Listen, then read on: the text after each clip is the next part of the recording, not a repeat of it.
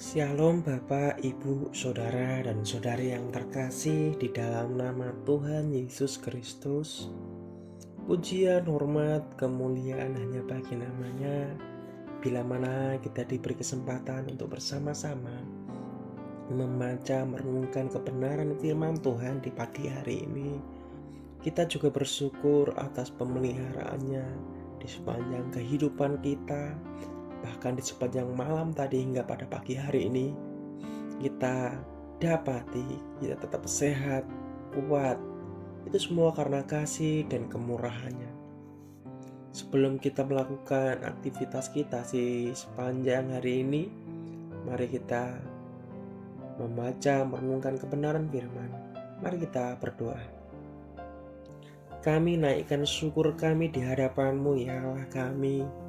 Terima kasih untuk waktu yang indah ini. Kami boleh bersama-sama membaca merenungkan kebenaran firman-Mu.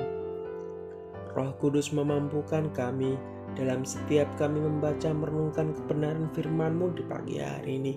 Inilah doa seruan kami, hanya di dalam nama-Mu kami berdoa. Haleluya. Amin.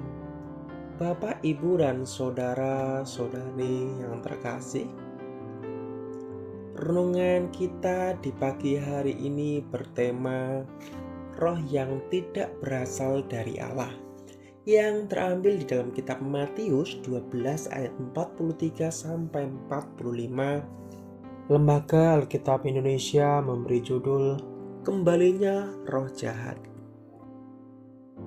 Apabila roh jahat keluar dari manusia, ia pun mengembara ke tempat-tempat yang tandus mencari perhatian. Tetapi ia tidak mendapatnya. Lalu ia berkata, "Aku akan kembali ke rumah yang telah kutinggalkan itu." Maka pergilah ia dan mendapati rumah itu kosong, bersih, tersapu, dan rapi teratur.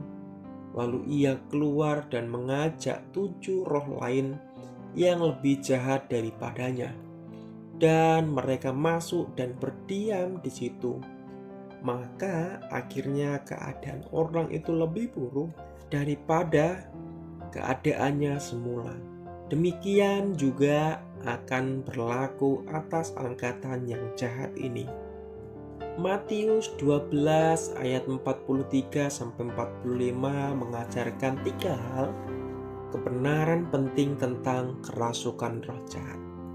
Yang pertama, roh jahat ingin kembali kepada orang yang pernah dirasuki sebelumnya di Matius 12 ayat 44.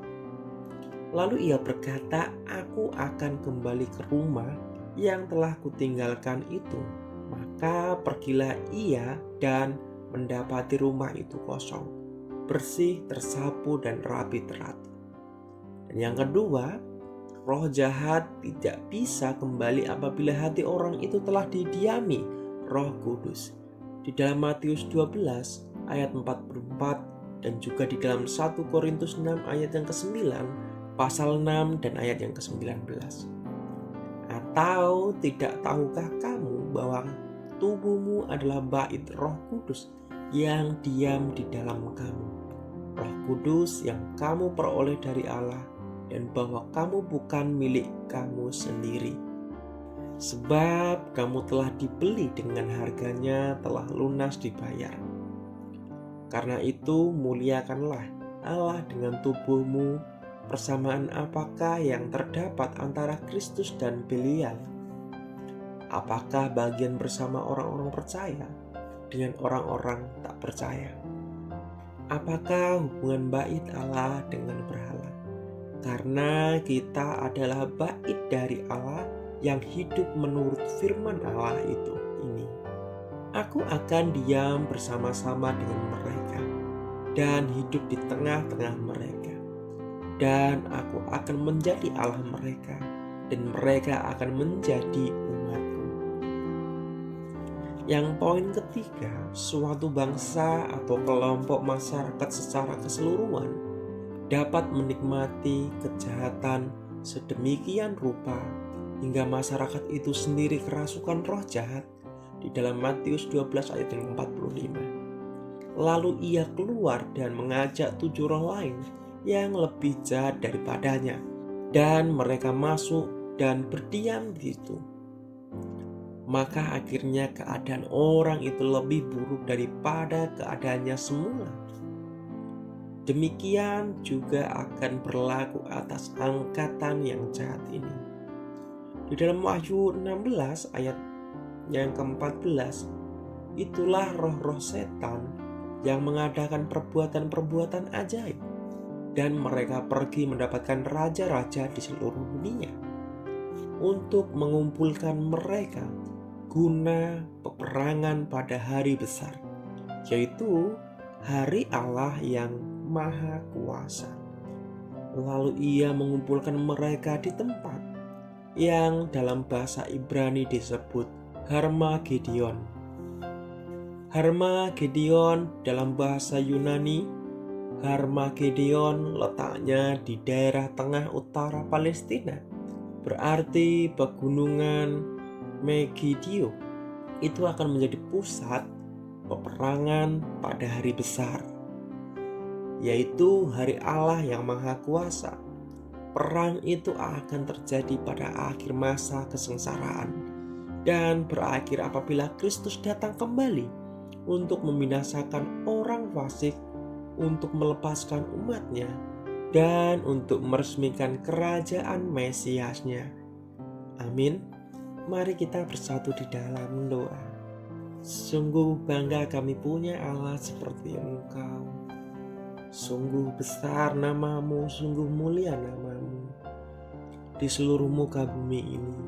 Biar namamu kami agungkan, kami dambakan bahwa Engkau adalah penyelamat kehidupan setiap umat yang percaya dan melakukan kebenaran-kebenaran firman-Mu. Biarlah kami pada pagi hari ini membaca merenungkan kebenaran firman-Mu ya Bapa. Bila kami akan mengerti akan kebenaran firman-Mu pada pagi hari ini. Dan kami akan melakukan aktivitas kami ya Bapa. Biarlah Engkau mendapati kami setia dalam melakukan perkara-perkara yang ajaib bersama pertolongan-Mu. Terima kasih, ini doa seruan kami. Hanya di dalam namamu kami berdoa mengucap syukur kepada Bapa di surga. Haleluya. Amin.